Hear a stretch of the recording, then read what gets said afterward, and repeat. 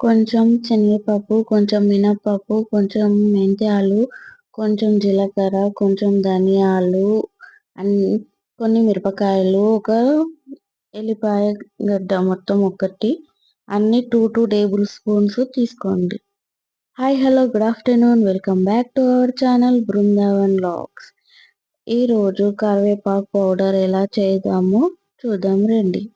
ఒక బాండీ తీసుకొని అందులో కొంచెం 2 టేబుల్ స్పూన్స్ శనగపప్పు వేసి స్లో ఫ్లేమ్లో వేగనివ్వాలి. కొంచెం రెడ్గా అయ్యే వరకు వేయించాలి. కొంచెం అవ్వాక మినప్పప్పు 2 టేబుల్ స్పూన్స్, 1 టీ స్పూన్ కన్నా కొంచెం తక్కువ 3/4 స్పూను మెంతాలు అన్నీ ఒకటి స్లోగా వేగనివ్వాలి. వేగిన తర్వాత అందులో కొన్ని ధనియాలు, కొంచెం జీలకర్ర వేసి బాగా కలపాలి.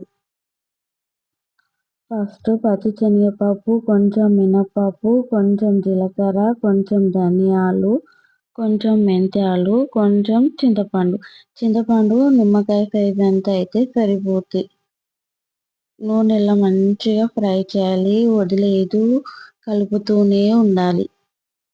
కలిపిన తర్వాత కొంచెం దూరగా అయిన తర్వాత ఎండుమిరపకాయలు ఇంకా కొంచెం ఎక్కువ వేయాలి. అవి స్పైసీగా లేవు కాబట్టి నాకు సరిపోలే, నేను తర్వాత మళ్ళీ వేసాను కాబట్టి మీరు కూడా చూసుకొని వేయండి. అందులో కొంచెం పసుపు, కొంచెం ఇంగువ వేసి బాగా 2-3 టైమ్స్ కలిపిన తర్వాత దించేసి అందులో మళ్ళీ అదే బాండీలో కొంచెం ఆయిల్ వేసి కరివేపాకు బాగా కలపాలి. కరివేపాకు ఒకరోజు నైట్కే కడిగి ఒక టవల్లో వేసి మార్నింగ్ వరకు ఆరనివ్వాలి.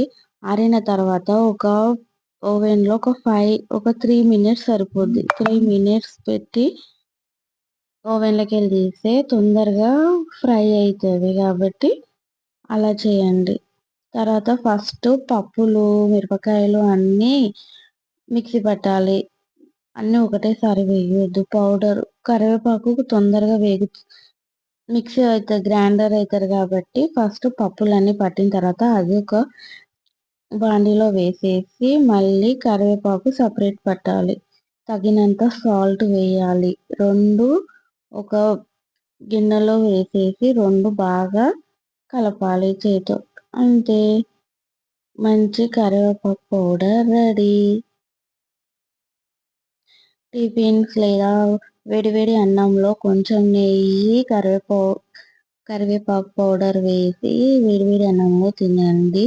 దీని కాంబినేషన్ ఆమ్లెట్ కూడా బాగుంటుంది. That's it friends, bye.